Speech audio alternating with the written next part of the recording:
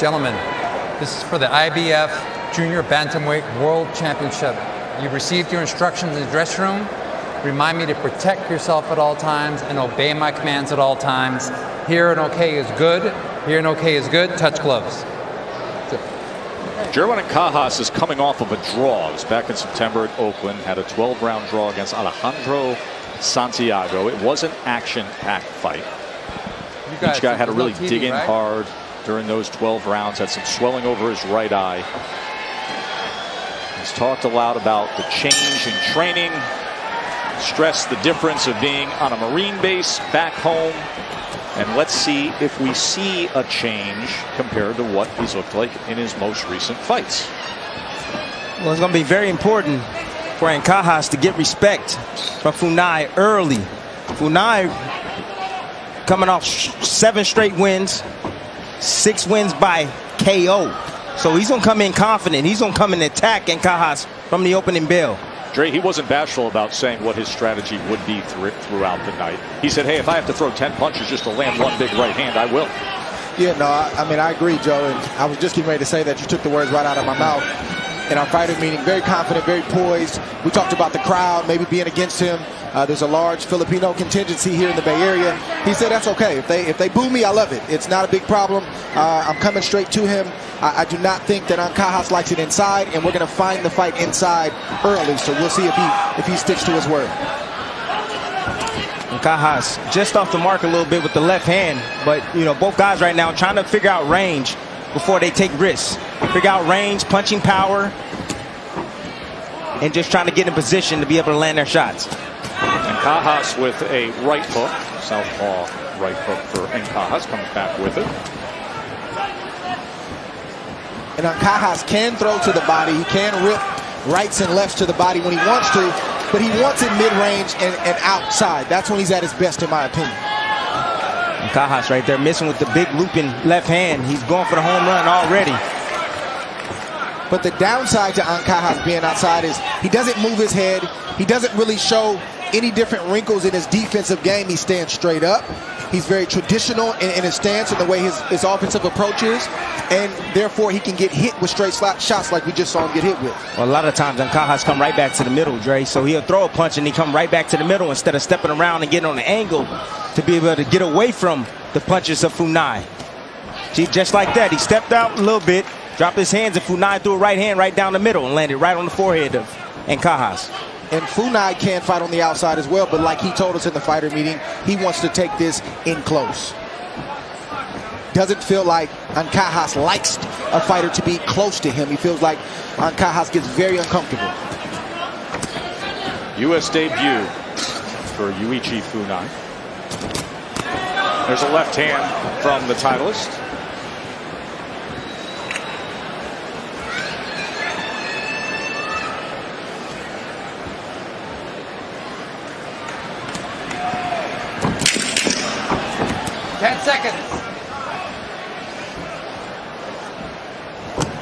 End of round number 1.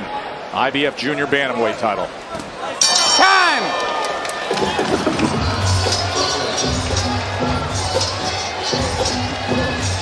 Did that right hand right at the bell land?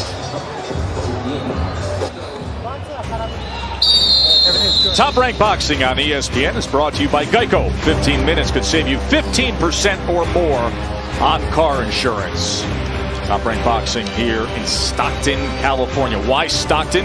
Because they have a 19-year-old undefeated sensation who has packed the Stockton Arena on a fight card bookend by world title fights. Soon enough, we will be seeing Gabe Flores, who's 12-0 right now, and this place will be on fire when he makes his ring walk. But what a way and what a treat to have Flores on national TV when you get title fights surrounding him.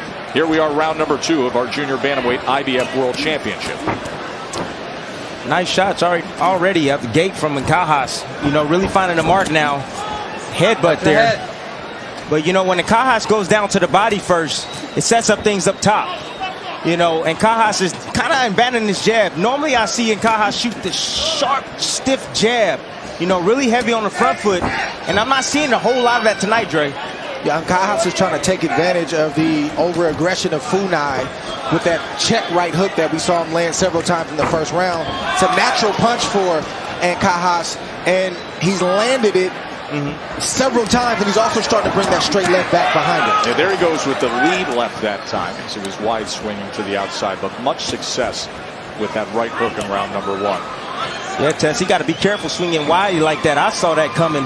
You know, Funai, all he has to do is throw the right hand straight down the middle, and it's going to catch Ankahas and probably drop him.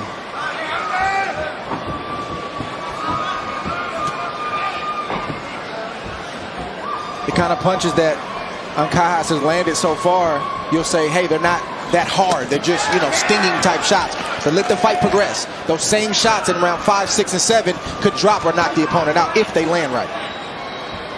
Funai was just probing to the body that time Ankahas after Funai came forward with the right hand.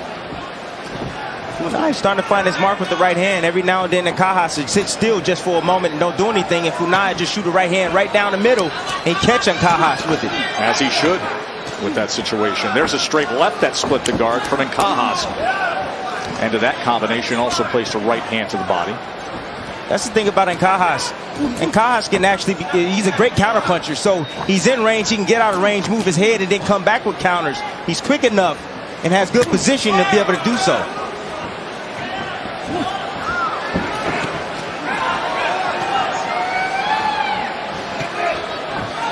And Dre, you know, we talk about southpaws all the time. They always look for the backhand. You know, Ankahas is a natural right-hander, and he's converted to southpaw, so it's his strong hand. So the right hook is his power punch. That's why we see him landing it the way that he has, and it seems effortless for him. And he also has a great jab too. 10 seconds to, you know, make the point that you just made. Good Both guys left. coming in, and a left hand scores well from Ankahas. End of 2. Time!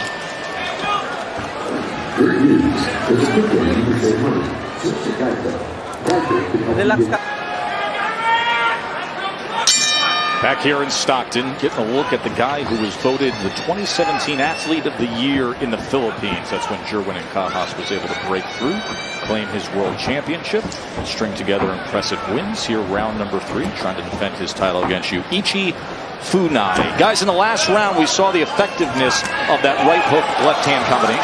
Well, again, a natural punch for Ankahas, but he really didn't want to land the right hook in that sequence. He really wanted the straight left. Here we see just a blinding short right hook, and then the straight left comes right down the pipe and hits Funai right on the chin.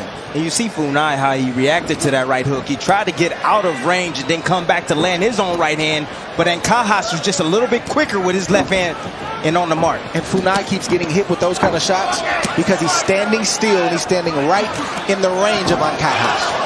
Saw CompuBox tallying up a 36-19 connect advantage for the world champion, Jerwin Ankahas. Bernardo Osuna, good evening to you. What are they saying in his corner?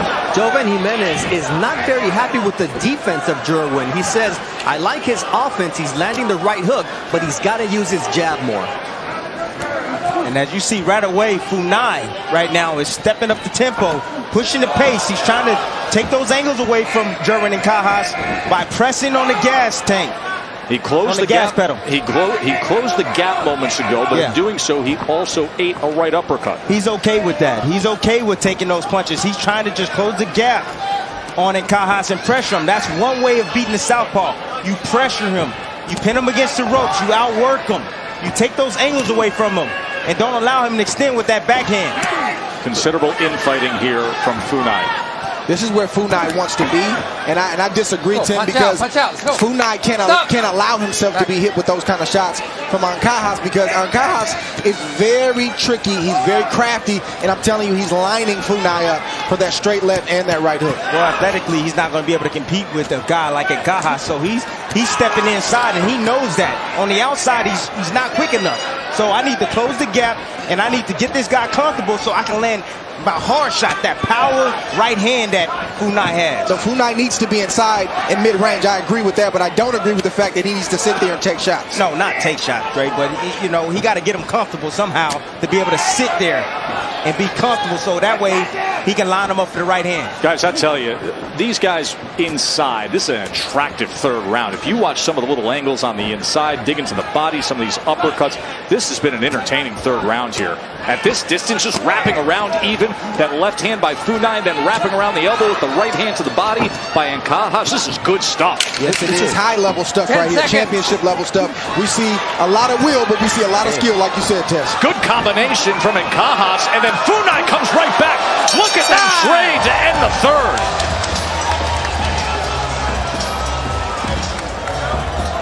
The crowd reacting as they get a glimpse of Gabriel Flores. He is coming up next. He is the 19-year-old sensation, just turned 19 this week. Folks, he was graduating from high school, getting his diploma in this arena a year ago. Now he's fighting on national TV. He is a Stockton homegrown product. He's coming up after our first of 2 world title fights here tonight. Well, another way of beating the southpaw is landing the right hand. The reason for landing the right hand is because the southpaw, the head lies on the side where the right hand is, right in the line of fire. And Funai has to continue. Oh, he's hurt. He's hurt from that right hook. Look at Ankahas. Left hand comes in, right to the body, right hook. He's got the challenger in trouble here early in round 4. Ankahas looking as good as he had recently. Here he comes, the champ on the attack.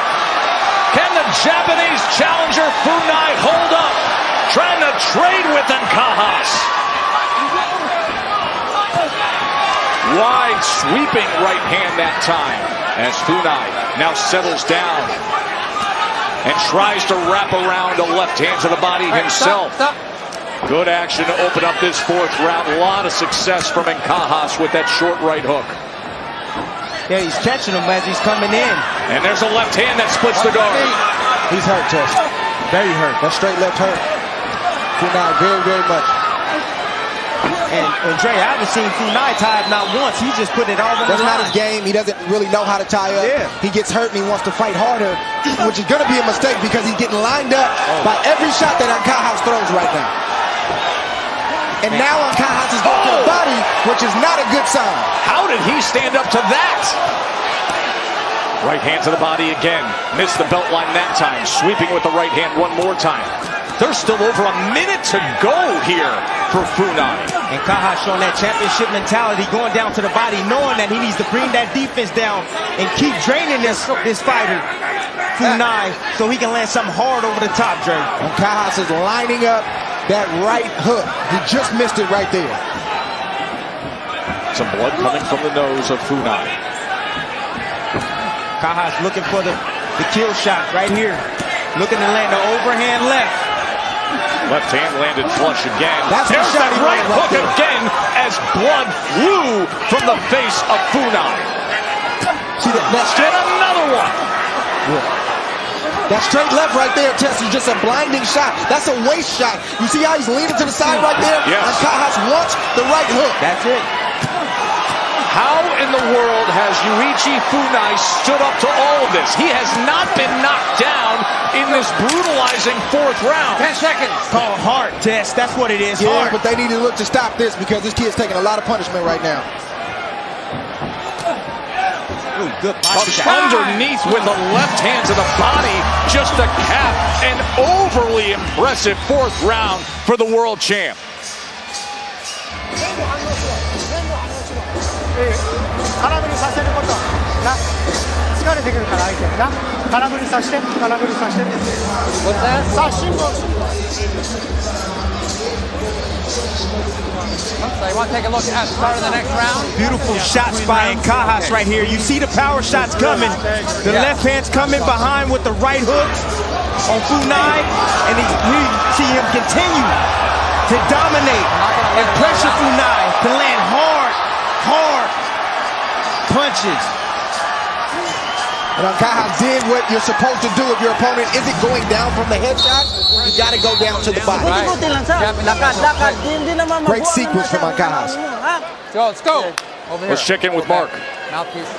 Thank you, Joe. You know, Sean Gibbons, Manny Pacquiao's matchmaker, told us the way that Ankahas has looked in recent fights, the lackluster way, was his fault for not matching him correctly. Right. What he's done tonight is match him perfectly with an opponent who's straight up, head up, and coming forward. Ringside position is taking a look at Funai. Okay. Now let him continue on here. He was battered in that 4th round. There was no knockdown in the 4th round, but you could justify a 10-8 round. Oh, absolutely. And Jerwin and Kajas, let's see how he approaches the start of this 5th. Look at the power punches in the last round. 43 of 88 thrown for Kajas. Kajas looking sharp tonight. He's not missing a whole lot with his power shots.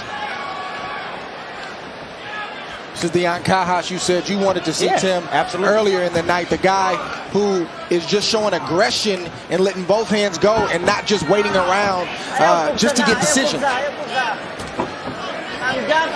He's got power, he's got an arsenal, and he's got skill. He doesn't always show it, but he's showing it tonight. He has to continue to do it right. You know, he's looking for one punch right now in Kajas. He needs to set it up off the jab, and it'll come. It will come. And Kajas threw a lot of punches in that last round, so he had a minute breather, but he needs a little bit more time, it looks like. So he's just trying to line Funai up for the right shot, because if he gets him hurt again, Funai's going to be on his way. And again, the referee and the doctors really have to keep an eye on this kid, because he's probably too tough for his own good. Yes, he is, Dre. And I want to see a little bit more jab work from Kajas right now, and I want to see some body work to bring that defense down and continue to weaken Funai if he's looking for that power shot over the top. Set him up with it.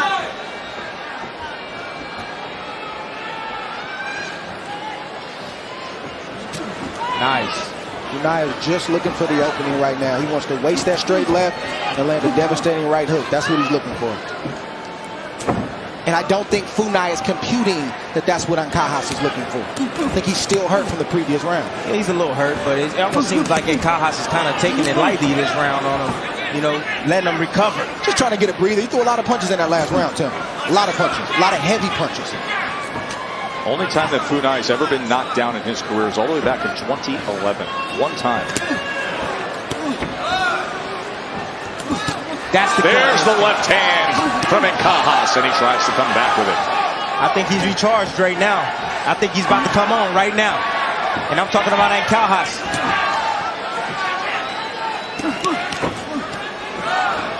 Funai just escaped that combination, just got out at the right time and got the right distance to get away from those shots from Kajas.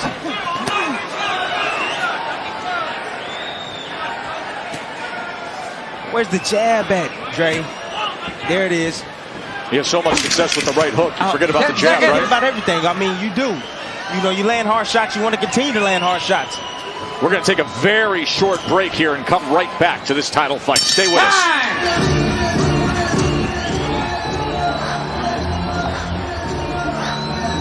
You know, after Jerwin and Kajas won the world title, he spent $5,000. Remember, he grew up abject poverty, never had money, even when he was a young pro. Then he spent $5,000 on a piece of land in the Philippines that he referred to as his survival camp. That's where he did his training. More recently, had a couple lackluster efforts. Say didn't like the whole vibe, who was around, what was happening, wanted to get away, went and spent time on a Marine base. Yeah. I think it served him well. I think so too. But you know, the thing that the problem I have with Kajas is the fact that this is his 7th title defense test. Yes. And, you know, he don't have an identity yet. He don't even have a blueprint on what makes him tick. He's still trying to figure that out. And that's the problem I have being a world champion and having 7 title defenses, Dre.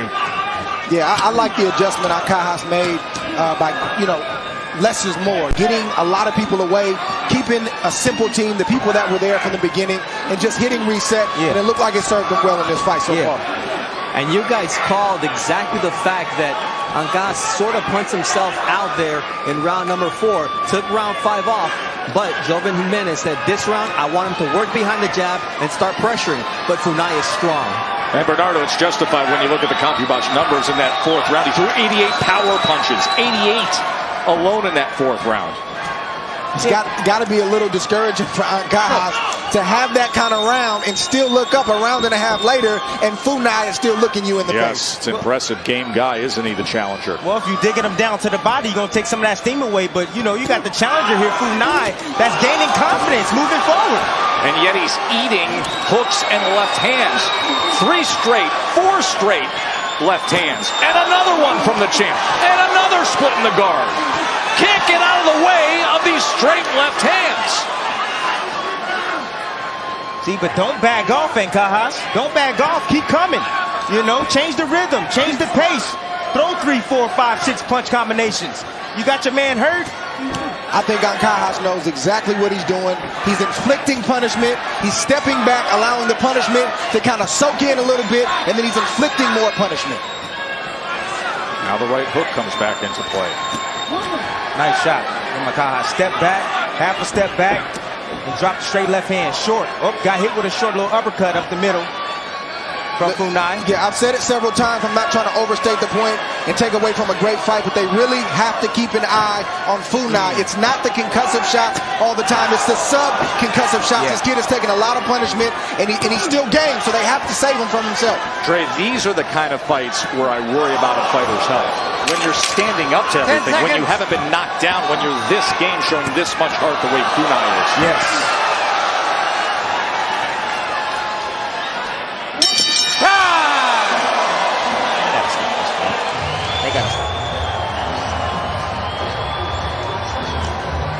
Bruise the face of Yuichi Funai is. See the referee Edward Leontes take a look at him. Ringside position is right up on the apron again. Dr. Gary Furness is leading the crew here for the California Commission. Every took a peek at him. Okay, that's it. That's it. And I think that is the right move. This kid is tough. This kid will take all night long. But we started to get the feeling sitting here ringside about halfway through the last round that it had reached that point. I think that is in the absolute best interest of the fighter. Yes, it was. And it's absolutely justified. Absolutely. There's no need to boo. Excellent call by the doctor. We don't always see those kind of calls. Tremendous job. Great performance from Ankahas and a game effort from Funai. That was an impressive, steady output from Jerwin Ankahas in a title defense. He's back. He's back. That's what I want to see, that dog. You know, punching power, speed, accuracy, boxing ability. Ankahas did it all tonight. Well, you really started to see, guys, especially in the last 2 rounds. There was that one moment where I was calling straight left hand after straight left hand in the blow-by-blow, and it was there all night long. Let's take a look at the success that the champ had with the left hand. Yep, all straight left hands. He stepped back, straight left hand. Caught him right in between the shots, straight left hand. As Funai would move back and pull back and try to get in range, and Ankahas would come straight down the middle with the straight left hand. He could not miss this shot all night long. Funai couldn't get out the way. Funai don't move his head. His defense is his feet. He gets out of range and then gets back in the range. Get out of range and gets back in the range. He needs to work on his defense if he wants to continue boxing.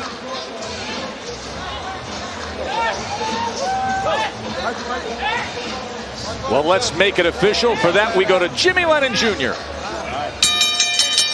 Ladies and gentlemen, we have the time of 1 second in round number 7. Our referee in charge, Edward Collantes, stops the contest upon advice of the ringside physician. He is the winner by way of technical knockout, and still the IBF Junior Bantamweight Champion of the World, Jerwin Pretty Boy Ankahas. Exactly how he wanted the night to go. Jerwin Ankahas, 31st win of his career. Another title defense, and the change.